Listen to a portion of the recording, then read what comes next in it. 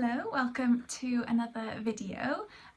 Today I thought I would show you what it takes to create one of my products. So after I've done the design, decided what I'm going to do, and decided if I'm going to go and get it printed or do the embroidery, I then get into production. So my design is created on my iPad and then converted into a digital embroidery file, which I then transfer over to my embroidery machine, which I will show you in a minute.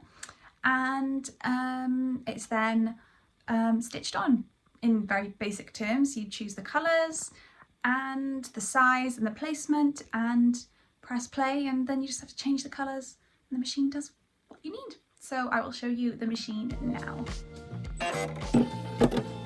So I need to transfer the file off my iPad and onto the machine. So once I've completely finished and made my design, then I will go onto the Artspira app, which is the one that is free with my machine. I do pay for the premium version so that I can use more of the settings and things like that.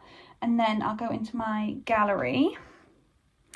And once they load, I will select my design and then next, and then transfer once it loads. And then on this page here, if you click on information, it'll tell you the colours that you need, the order that they are going to be embroidered in, and then the size and how long it's going to take. So this is quite a long one. This is almost an hour long because they're quite big circles which are completely embroidered, like fully filled in. So once I've checked all of that and I'm happy with it, then I'll press transfer at the bottom, press OK, and then it'll send it from here to here, press finish, and then that's that. You don't need to use that anymore. So then you go over to the machine. So then onto the machine, you press on the pocket and the little cloud, and then once it loads, this is one thing I will say, that it does take a little while to load sometimes, but then once it loads, you need to select it and set it. Now this is, I've set it all on my iPad, I don't need to move or scale anything. So you press end edit, and then here you can make sure the colours are all going to go in order. Press embroidery, and then it'll show you the number of stitches, how long it's going to take. This is where the needle is at the moment. It's right in the middle, and then it's the list of colours. There are more underneath as well, but I know then the first colour is going to be pink, and then after 8 minutes it'll stop and I will change it to the next colour, and I'll do that for each of them until it's finished. Okay, so the next thing that you're going to want to do is find the garment that you're going to be embroidering. So for me, it's this t-shirt. I'm doing the last size that I have, which is an extra large, and just make sure it's laid nice and flat. I make sure that the top half that I'm embroidering is on the wood of the floor because I've got more space on the floor. And then you need to get some backing paper. You can get ones that you iron on, ones that are dissolvable, or this one is just paper, which I'll use to back the embroidery, which I can rip off at the end, because I just find that that's the easiest for me. So you need to make sure that it's big enough for the hoop to sit in and not like lose any further down, because that means that the embroidery is more likely to catch. So make sure that it's nice and big, and then this needs to go inside underneath where your embroidery is going to go, so that it creates some kind of stiffness for the embroidery to sit on.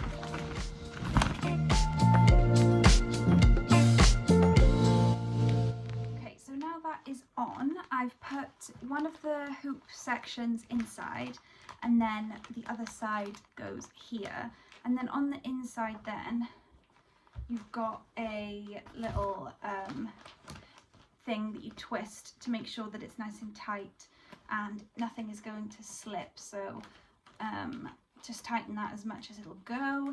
Make sure the backing paper is nice and flat, and then make sure that the t-shirt or garment that you're embroidering hasn't got any like crinkles or any bits that are going to get caught during the embroidery. So once you've got the hoop, it's dragging it down a bit because it's heavy, but it should look a bit like this. And then this is the area that is ready for embroidery. So the next step is to attach this from the inside. So there's these little pieces which clip, which I will show you, and they clip onto the little arm that moves to be able to go back and forth with the stitching of the embroidery and the bobbin. Now, in terms of the bobbin, make sure that you've got enough thread, because you can rethread it during the embroidery, but if anything moves slightly out of place, then it's very, very difficult, if not almost impossible, on this particular machine to get it back to exactly where you need it. So I'm going to check my bobbin, rewind it if it needs it, and then attach this where it needs to go, which I will go and show you now. Okay, so looking at it, there's a decent amount on there, but knowing this design after having produced all of the other t-shirts, I don't think that this will be enough.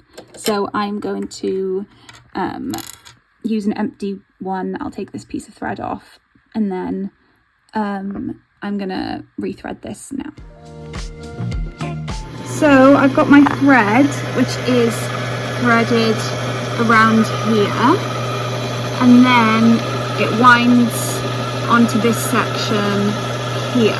And you know when it's for the bobbin, when this light is orange, and when it's red it means stopped, and then when it's green it means go. So now the bobbin is in here, I can remove this thread, make some space, and attach my hoop to the machine. So with making sure that you don't catch anything underneath, just slide it through, and then it'll clip on here. You should hear the click. There we go. And then position it so that there's nothing else under the needle apart from what you need to embroider, because if you catch it, it'll ruin the top. So that's all in position. Nothing is going to get trapped underneath. I know my first colour is pink, and that's going to be for this pink part of the first heart, and this takes 8 minutes. So once I have threaded it with this colour, I will press this button here, which will go green when I put the needle down, and it'll do my first go. Now I've pressed play, I can just let it do its thing with this colour.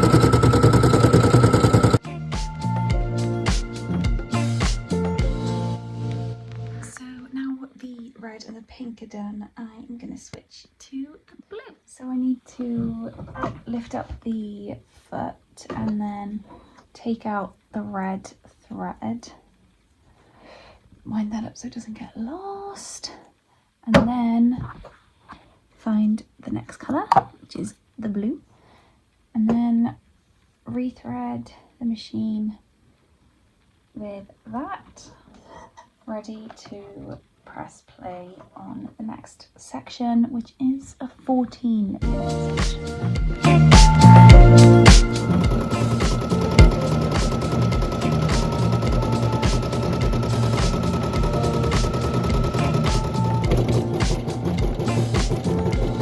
So I always press the little snip button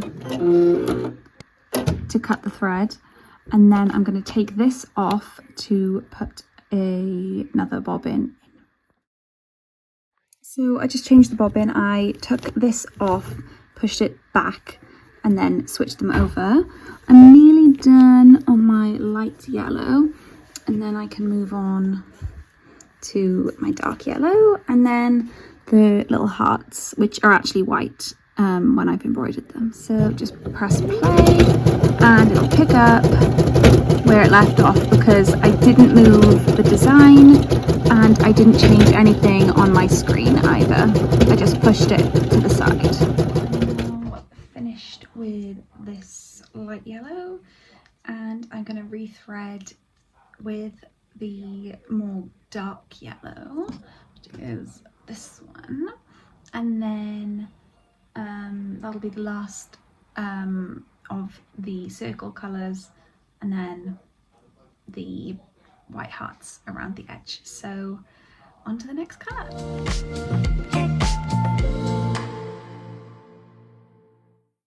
So now the embroidery is done, I've taken it out of the hoop, so all that's left to do is snip away all of these little ends and then and pull off the paper. So pull off the paper, just pulls off, and then I'll get a little scissors and cut off all the ends and any ends that are poking out of the front, like these, and then that's the finished design. Give it a bit of an iron and then you're done. So I hope you enjoyed watching me create my Valentine's design, see how my embroidery machine works and how I get my design from digital to physical design. I will see you in next week's video. Keep smiling. Bye.